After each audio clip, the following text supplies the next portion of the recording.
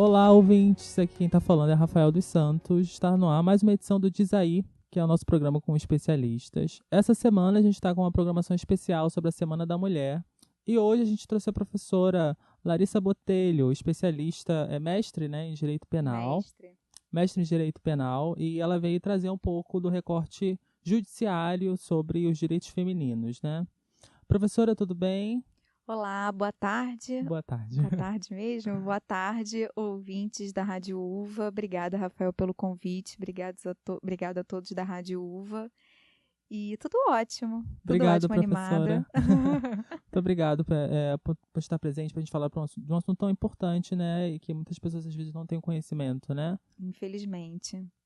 Bom, a gente pode começar já direto com quais são as principais leis no Código Penal que conseguem amparar as mulheres, né? E o que está mais presente na sua rotina de trabalho, né? O que você mais vivencia, da sua experiência. Então, infelizmente, o combate à violência de gênero, ainda que seja uma recorrente no Brasil desde sempre, em 2006 a gente teve a primeira lei, que foi a Lei Maria da Penha, a Lei 11.340, que previu algumas formas, né, mais especificamente 5 formas de violência contra a mulher.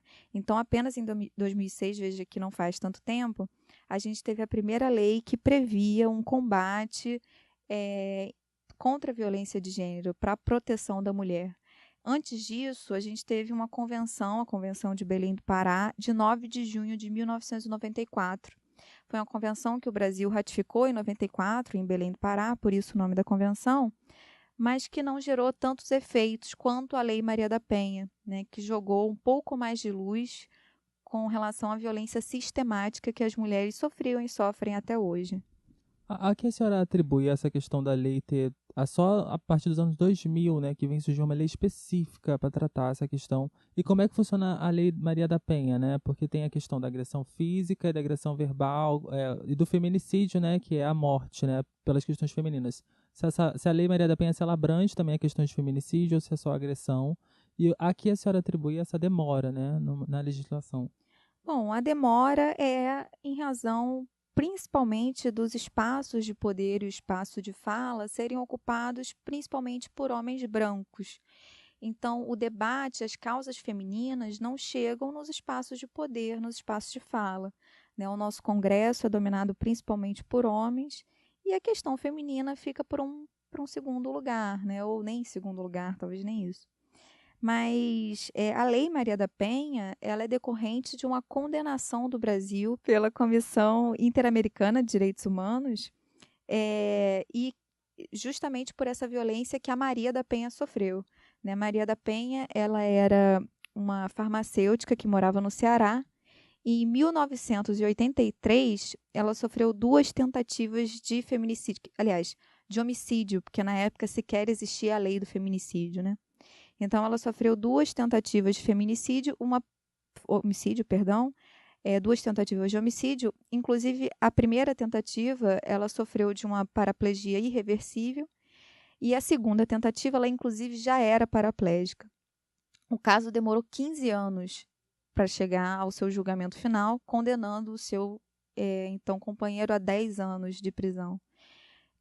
Houve uma negligência com relação a todos os casos de homicídio contra a mulher, né, no Brasil. E veja, a Maria da Penha, essa mulher que deu nome à lei, que trouxe à baila a questão da morte de mulheres, era uma mulher branca, integrante de uma classe média. Você imagina a quantidade de homicídios, ou hoje feminicídios, que existem com relação às mulheres negras, né? Isso é muito mais grave, é um número que sequer a gente tem consciência. E a gente sabe que as mulheres negras hoje morrem mais. Hoje a gente já tem pesquisas, inclusive sugiro para quem tiver interesse dar uma olhada no dossiê Mulher, que faz inclusive esse recorte de raça, essa interseccionalidade a respeito de gênero e raça. E vai demonstrar que as mulheres negras, por elas ingressarem numa classe média e baixa, elas têm até mais dificuldades em vocalizar os direitos, né? Ao contrário das mulheres brancas. E, enfim, o Brasil foi condenado, né, na Comissão Interamericana de Direitos Humanos por essa negligência na apuração dos crimes de tentativa de homicídio contra a Maria da Penha. Que, veja só, ela ainda viveu para falar a respeito dessas tentativas de homicídio e dessas agressões que ela sofria cotidianamente nesse relacionamento. E isso é muito grave, porque num crime de homicídio, se você tem um homicídio consumado, e se a mulher não sobrevive, como muitas vezes esse homicídio ocorre entre quatro paredes, a melhor prova que você tem, que é a própria pessoa, não sobrevive. Então, se você demora muito, as provas se perdem, né? O local do crime, ele não fica preservado, você não tem colheita de provas, os depoimentos as pessoas acabam esquecendo. Então, por isso que é necessário uma persecução criminal, uma investigação muito rápida e célere, senão você se perde, né? E a lei da Maria da Penha, ela não prevê nenhum crime. A grande inovação da lei são as medidas protetivas com relação à mulher. E isso foi uma inovação muito interessante, né? Medidas protetivas de cunho criminal e de cunho civil também. Como é que, abordando essas medidas protetivas, como é que funciona, né? A partir do boletim, né, que a pessoa solicita, como é que funciona essa questão das medidas protetivas? Então, as medidas protetivas, elas podem ser requeridas pela mulher, não precisa necessariamente de um registro de ocorrência, né, do boletim de ocorrência na delegacia, porque nem sempre a mulher sofre, ela sofre a perda de um direito e nem sempre isso é um crime, há tipificação criminal. Por exemplo, tem muitos homens que proíbem que as mulheres trabalhem. E isso não necessariamente é um crime, mas é uma espécie de violência e ela pode pedir uma medida protetiva sem que subsista aí um crime. Então, não é necessário o crime, né? É necessário tão somente que a mulher ingresse na justiça, e aí pode ser numa justiça civil ou num juízo penal, e ela peça essa medida protetiva, que tem algumas, né? Afastamento do lar, alimentos provisionais, porque em muitos casos as mulheres têm medo da separação porque o homem é o provedor. E hoje não há mais necessidade que ele continue em casa para continuar provendo. Ela pode pedir o afastamento temporário do lar e ele fica pagando alimentos provisionais para essa mulher, para que ela consiga levar a vida adiante sem essa convivência. A questão das casas de abrigo também se aplica às medidas protetivas? Como é que funciona a questão das casas de abrigo? Então, as casas de abrigo, a gente tem uma deficiência muito grande. A última notícia que eu tive é que existiam apenas 42 casas de abrigo em todo o Brasil. E elas se concentram principalmente no Sudeste, né? Então, o Nordeste e o Norte ficou muito carentes de casas de abrigo. Mas são medidas extremas, né? O recolhimento à casa de abrigo é uma medida extrema que é feito na delegacia, nas DEANs, né? Delegacia especializada no atendimento à mulher. E elas são casos extremos porque elas retiram a mulher do seu convívio social e elas abrigam as mulheres e os filhos, que também são vítimas dessa violência. E elas retiram a mulher dessa convivência quando ela sofre uma ameaça iminente de morte, há um risco, né? E quem faz essa avaliação é a assistente social que vive na DEAN, que fica ali recebendo, né, os registros de ocorrência em relação a isso. E elas são acolhidas nessas casas de abrigo que são sigilosas, a gente não pode ter acesso, justamente porque há um risco, né, do agressor ir até lá e matar uma das mulheres ou tentar matar. E é muito grave, né? Porque a mulher fica privada da sua liberdade para manter a própria vida. E ela deve retirar os filhos da escola, sair do convívio dos familiares. As comunicações que ela tem com o mundo exterior, elas são monitoradas. Né? É uma restrição muito grande à mulher. Então, a casa de abrigo, ainda que elas existam e seja uma ótima forma de acolhimento à mulher, é uma medida extrema e muito grave, porque quem deve ser privado de algum direito, né, é o agressor. Mas elas existem, sim. Voltando um pouquinho à Maria da Penha, eu queria que você fizesse um contraponto, qual é a diferença entre a Lei Maria da Penha e a Lei do Feminicídio, para quem não conhece, né? Uma questão de explicar, né? A diferença entre as leis. Claro. A Lei Maria da Penha é a Lei 11.340 de 2006 e ela prevê tão somente medidas protetivas, criação de delegacias especializadas ao atendimento à mulher e formas de combate, programas de governo no enfrentamento à violência de gênero. O feminicídio, na verdade, ele não é uma inovação propriamente em termos de crime, porque o feminicídio é nada mais, nada menos do que o homicídio praticado contra a mulher. Não há nenhuma inovação na lei do feminicídio em termos de lei, né? É tão somente, na verdade, a necessidade de saber quantos homicídios são praticados contra a mulher. Na verdade, a maior inovação é não jogar todos os homicídios numa vala comum. A gente precisa saber, em termos numéricos, como essas mulheres foram vítimas, quantas mulheres foram vítimas e pelo que elas foram vítimas. Então, não houve nenhuma inovação. Houve um pequeno aumento de pena, mas que não é uma grande coisa. Ele só coloca dentro do artigo 121, que é o homicídio especificamente cometido contra a mulher por razões de condição de sexo feminino. Então, não houve nenhuma inovação, não houve aumento de pena, apenas um aumento muito pequeno, uma majorante. Mas em termos substanciais de pena, não houve. Mas foi muito interessante porque, como eu disse, você não joga todos os homicídios na vala comum, né, do homicídio. O homicídio agora, o homicídio contra a mulher, na verdade, ele tem esse tratamento mais especial e você consegue formatar políticas públicas, né? Que antes não existia. Na verdade, a gente tinha notícias que as mulheres morriam, mas não se sabia por quê, em que condições, quem era o agressor, quem era o algoz. A gente não tinha consciência do número, da quantidade de mulheres que morriam. E acho que se a gente for refletir, a criação do feminicídio é um reflexo de que as mulheres são mortas por esses motivos, né? Por ser mulher, né? Foi necessário criar uma vertente, né? Sim, uma nova nomenclação para você poder identificar, estudar e criar as políticas públicas, né? Exatamente. Essa nova nomenclatura foi muito interessante até por uma questão de jornalística.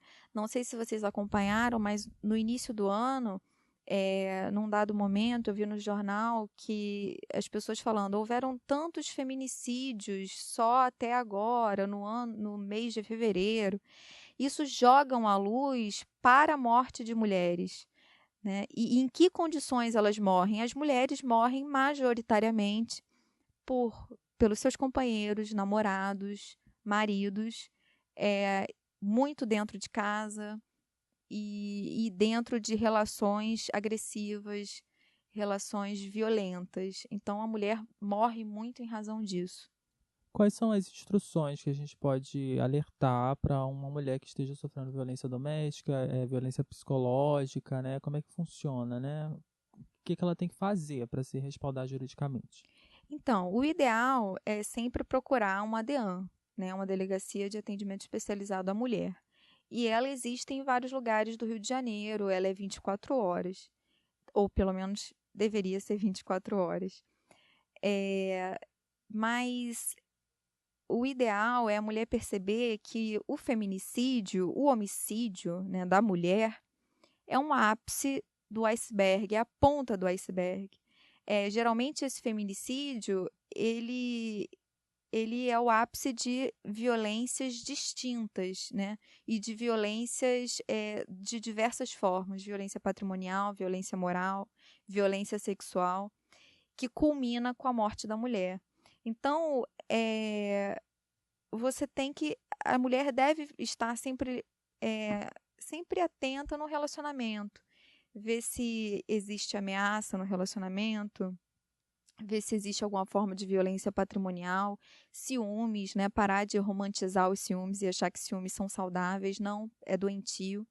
E muitos homicídios decorrem desses ciúmes exagerados, dessa doença, enfim, que eu não saberia dizer exatamente se é uma doença, se não é.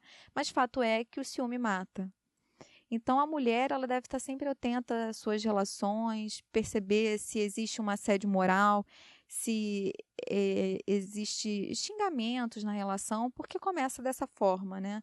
Todo homicídio, ou feminicídio, melhor, né, contra a mulher, ele inicia por uma ameaça, uma injúria, e culmina com a morte. Então, sempre que houver o menor indício, o ideal é sempre ir a uma delegacia, se não for possível, procurar um amigo, um advogado, para conversar, né, poder vocalizar o que acontece, porque às vezes a mulher que está na relação, ela não consegue enxergar isso com tanta clareza como quem está de fora, né?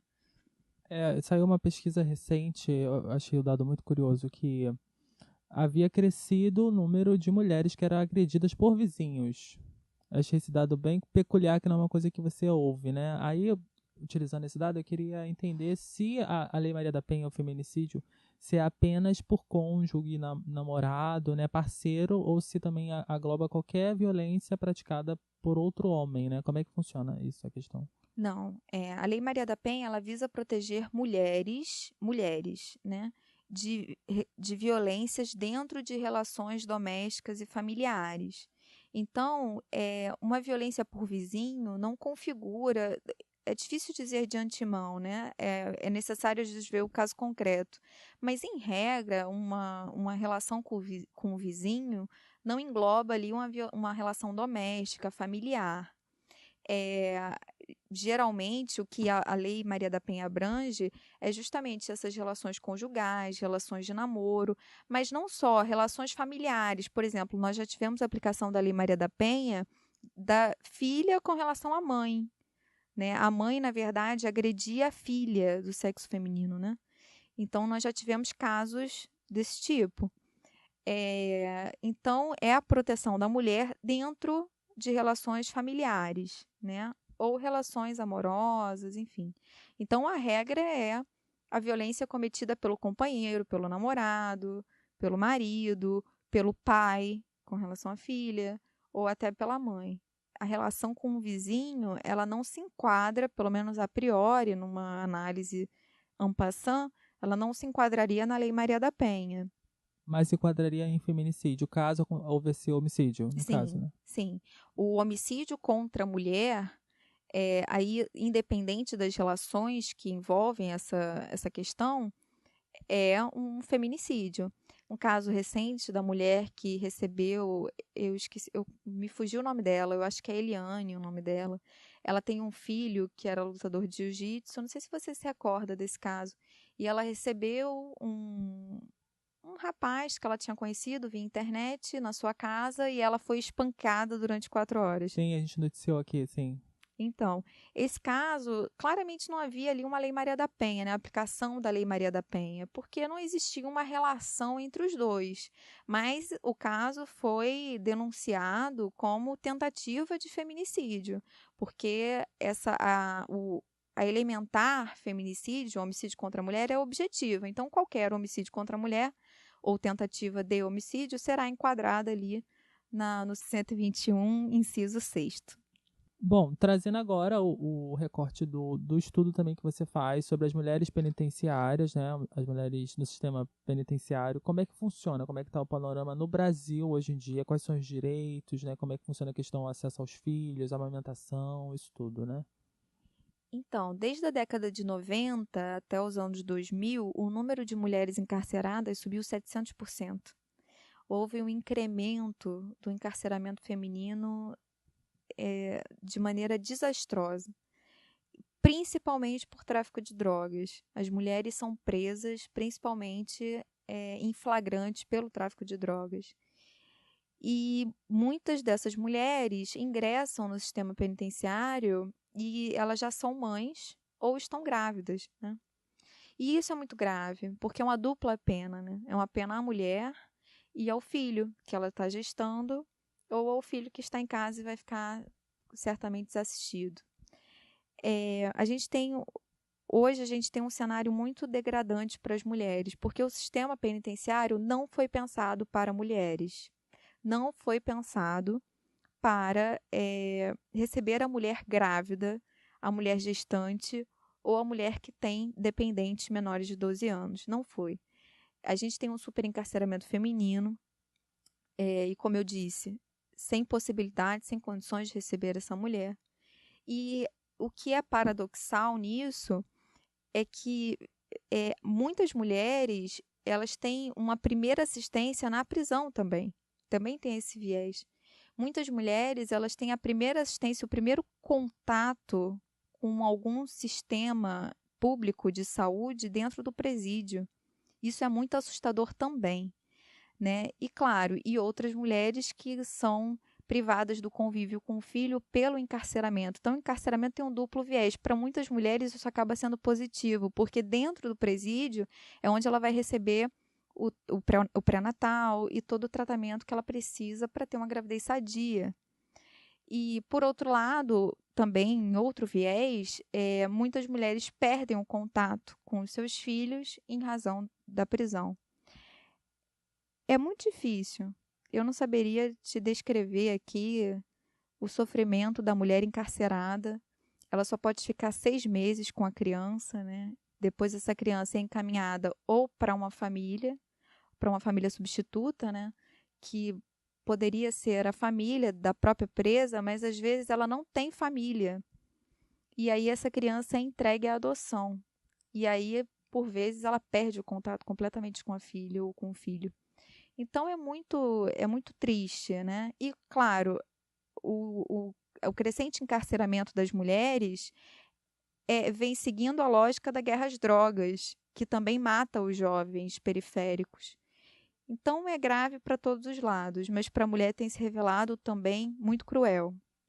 Eu me recordo que quando houve a prisão da ex-primeira-dama, a esposa do Sérgio Cabral, houve uma discussão de que ela havia sido solta porque ela teria filhos menores de 12 anos, e houve essa discussão das classes sociais, que muitas mulheres são presas e não têm esse direito. Se isso realmente acontece, como é que é essa discussão? Como é que está essa discussão?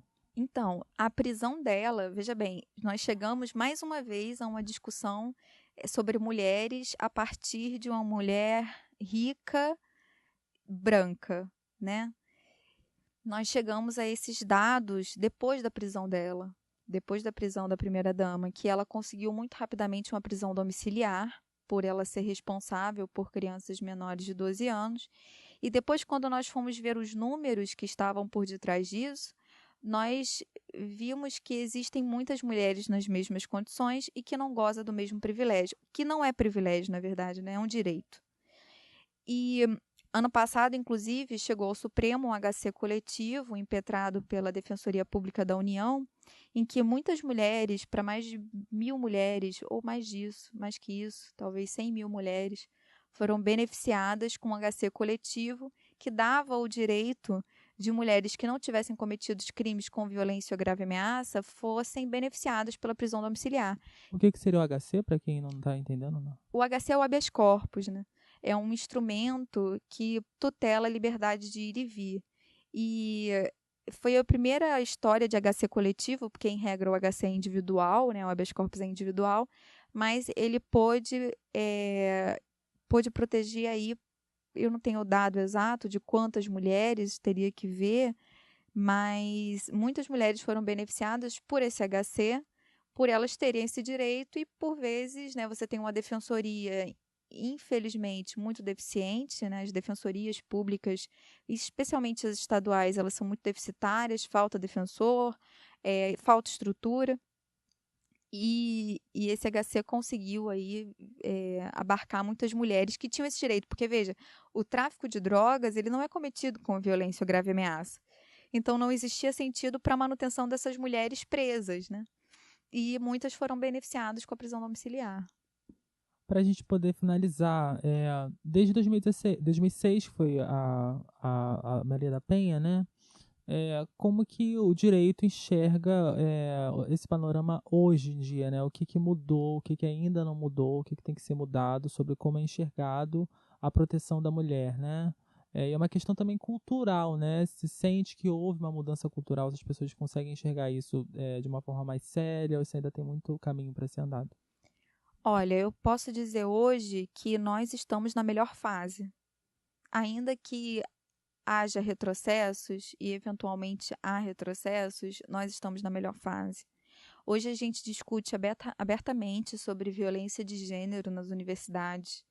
Esse é um tema recorrente dentro de casa, né? As mulheres hoje elas têm muito mais autonomia, elas estão ocupando cada vez mais os espaços de fala, os espaços de poder.